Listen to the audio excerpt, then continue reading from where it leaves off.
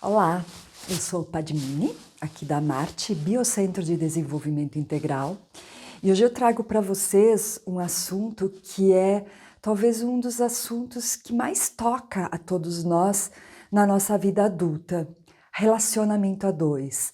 Então, começa na adolescência, a partir dos namoros, a partir das primeiras experiências, onde duas pessoas se encontram e sentem uma atração enorme, sentem, enfim, um amor, sentem algo, e com o passar dos dias, com o passar do tempo, essa relação começa a ficar conturbada e vários atritos acontecem até ela se desmanchar e cada um encontrar seu caminho. Então, a gente sabe que existem ciclos, sim. Cada encontro entre duas pessoas, ele acontece para que haja cura, para que haja transformação interna e, enfim, desenvolvimento. Mas por que aquilo que se chamava amor vira raiva num determinado momento? São raros os relacionamentos que terminam onde o casal, onde as duas pessoas que estavam se relacionando continuam amigas. Geralmente, uma sai muito magoada, muito machucada e fica um sentimento, uma sensação, uma coisa de tristeza e de raiva. Então, eu, dentro dos meus trabalhos, dentro das consultas que eu dou, dos coachings da alma e dentro dos grupos que eu trabalho, eu costumo contar uma história, a história do príncipe e da princesa. Então, até fiz aqui, né, vocês, são dois reinos onde tem um rei e uma rainha, um pai e uma mãe. Aqui também tem um rei e uma rainha, um pai e uma mãe. Então, cada uma dessas famílias, então, tem jovens, aqui tem um príncipe, um garoto, e aqui tem uma princesa, uma garota, que estão na fase adulta e que querem, então, começar a descobrir essa maravilhosa aventura que é se relacionar. E esses dois se encontram, então o príncipe e a princesa chegam aqui e se encontram para começar esse relacionamento a dois. E o que acontece no princípio? No princípio, óbvio, é um príncipe e uma princesa. Eles ainda estão completamente presos dentro do seu sistema familiar aqui, dentro da sua família. E aí eles chegam e se encontram nesse muro. Eles ainda estão ali se relacionando como adolescentes, como pessoas que estão recém começando a experiência de se conectar, de se encontrar, e tá tudo certo. Cada um aprendendo um sobre o outro. Quais são as primeiras coisas que acontecem? Começam a entrar em contato com questões culturais, porque cada sistema desse, cada família dessas tem uma história. Tem aqui outro rei e rainha, aqui outro rei e rainha, aqui outro, e aí em cada um desses mais um, mais um, mais um. Então essa história, ela vem se construindo há milênios, e cada sistema, ele tem uma força cultural, questões culturais. De onde essa família vem? O que ela traz na sua origem? Aí, outra questão séria, questões religiosas. Muitas famílias, muitos namoros, muitos relacionamentos, e vocês podem achar que isso não existe mais, mas eu posso garantir para vocês que essa é uma das questões mais importantes, questões religiosas. Qual que é a crença religiosa envolvida naquele sistema? Que crença que está ali envolvida nesse sistema? Como que esse sistema foi construído? Isso pode não ser aberto. Muitas vezes o que acontece no relacionamento e dentro do sistema familiar, isso fica no subconsciente, fica lá no inconsciente, naquela parte que não é dita, nas entrelinhas das histórias. Na maioria das vezes nem esse rei, esse pai, essa mãe sabem, né? Esse rei e essa rainha sabem desse enredo que está lá nesse inconsciente. Aí entra a educação que foi recebida, que é outra coisa que reforça esse muro. De repente, sei lá, um estudou, recebeu um nível de educação, um tipo de educação, o outro recebeu outro tipo de educação. E isso cria atritos nesse muro. Inclusive, aí a gente vai mais para coisas mais que a gente vê no dia a dia, alimentação, vestimenta, questões mais básicas, questões mais simples, mas atrita nesse muro. Então, dependendo como a pessoa se veste, dependendo como ela se alimenta, dependendo o que ela faz, vai, vamos dizer assim, criando irritações no sistema um do outro. E o próprio sistema começa a trazer uma força para que essa relação se arrebente.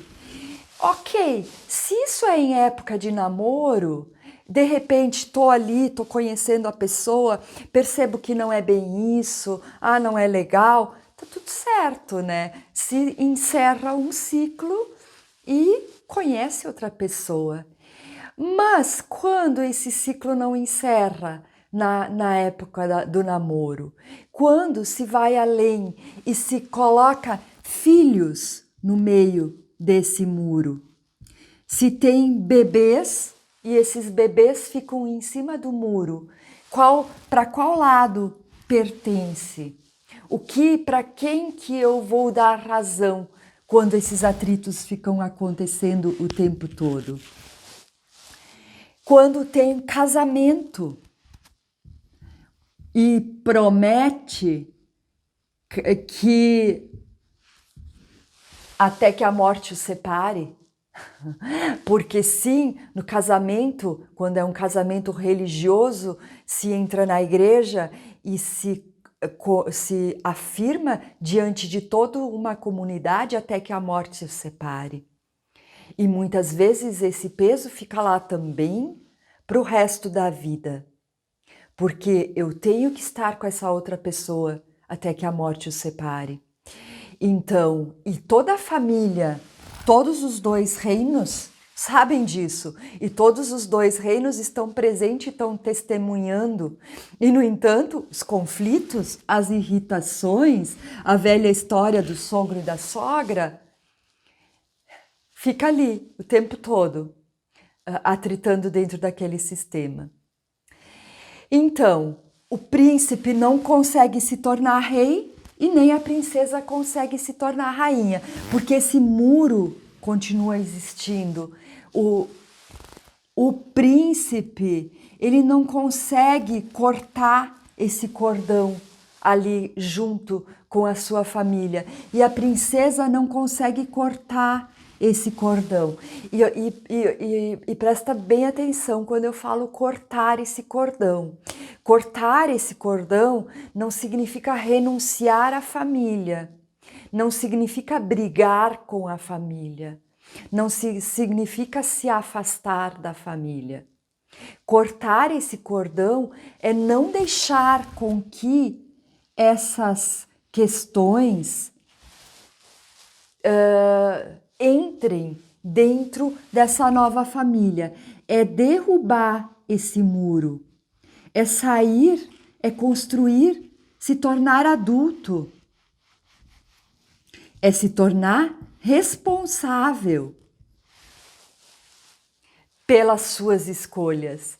E esse se tornar responsável pelas suas escolhas, ele só é possível, ele só pode acontecer no momento em que eu assumo e me torno adulto. Assumo a responsabilidade das minhas escolhas. Eu não dependo mais da aprovação do papai e da mamãe, do rei e da rainha, que estão lá atrás, Então, eles dizer para mim sim ou dizer não, não vai interferir mais na minha vida. Eu caminho pelas minhas próprias pernas, eu penso pela minha própria cabeça. Eu vivo, eu faço as minhas escolhas. E no caso do relacionamento, é aqui que eu encontro o equilíbrio, eu encontro as decisões, eu encontro o que fazer. Como vai dar certo um relacionamento se o príncipe precisa perguntar para o rei aqui, para o papai, se ele pode ou se ele não pode? Se ele precisa perguntar aqui para a mamãe, para a rainha, o que é melhor, se ele faz ou se ele não faz? Como pode dar certo um relacionamento se tudo que é falado aqui, a princesa continua dizendo: ah, mas a mamãe fazia assim, ah, mas meu pai fazia assado, na casa dos meus pais era diferente. Então não tem como uma nova relação dar certo. Então o que seria o ideal? O ideal seria, quando chega na adolescência, quando chega na puberdade, ok, sei lá, 12, 13, 14 anos, eu começo a buscar autoconhecimento. Isso deveria acontecer na escola. Deveriam ter matérias na escola, deveriam ter terapeutas, professores treinados, preparados para isso. Para começar, para iniciar a criança ou adolescente nesse processo de poder tomar suas próprias decisões. Então, lembra, quem não viu, tem vídeos atrás onde eu falo sobre o processo da maturidade da mente, da maturidade do ser. Então, são ciclos de 14 em 14 anos. Então, os primeiros 7 anos de vida, depois até os 14, depois até os 21. Então, somente aos 21 anos de idade se tem livre-arbítrio para seguir o seu caminho, para fazer as suas escolhas. Até lá, a gente ainda tem um contrato espiritual com a nossa família. Até lá nós não temos escolha plena, livre-arbítrio pleno. Mas isso precisa ser aprendido, precisa ser compreendido com a nossa mente. Como muitas pessoas, eu inclusive, eu casei com 18 anos de idade. Então eu não tinha consciência ainda do que eu estava fazendo. Não me arrependo de ter casado, não me arrependo do meu casamento que durou 25 anos e teve muitos aprendizados, 2 filhos lindos, maravilhosos, saudáveis. Quando a separação aconteceu, eu estava plena e consciente do que eu estava fazendo, plena e consciente de todo esse processo, de tudo da minha vida. Então, foi um aprendizado incrível, incrível. Mas o que acontece?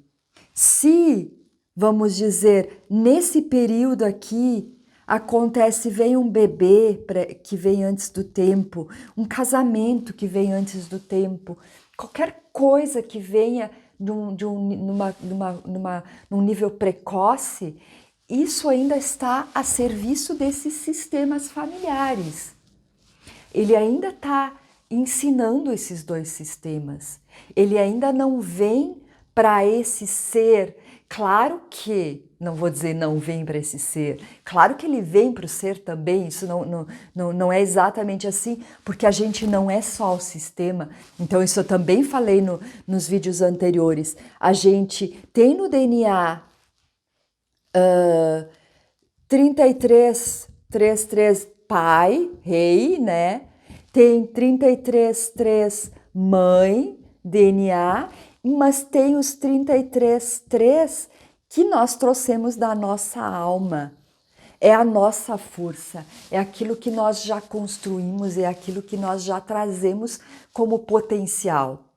Então nós não somos só aquele sistema familiar, nós somos além disso. Nós podemos estar naquele sistema familiar a primeira vez, como evolução humana. Podemos estar há muitas vidas, e independente se você acredita ou não acredita em vidas passadas, porque tem a parte que é de DNA, a gente pode explicar isso de diversas formas diferentes. Isso tudo é uma questão de crenças religiosas ou de questões culturais, dependendo de onde aquele sistema está. Então eu posso explicar isso cientificamente. A ciência já comprovou isso, então tem o DNA que vem da linha do pai, o DNA que vem da linha da mãe, mas tem uma parte do DNA que é indecifrável, que não tem ainda como decifrar. Que parte é essa?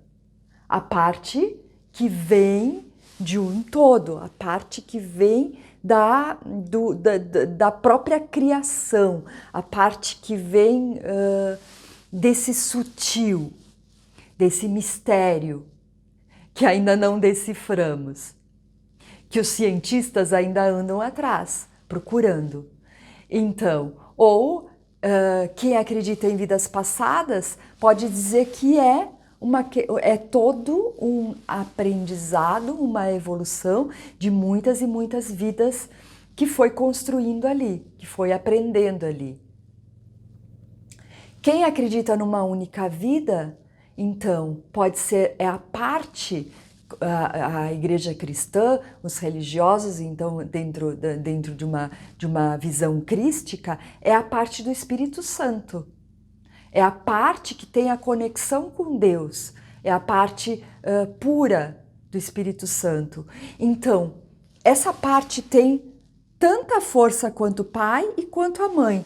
Então, qualquer coisa que venha do meu sistema, que vem da minha família, qualquer questão, qualquer coisa, eu posso ponderar aqui nesse centro. E aí é bem bacana quando a gente fala de uma balança, de um equilíbrio entre energia masculina e energia feminina, eu pondero aqui nesse centro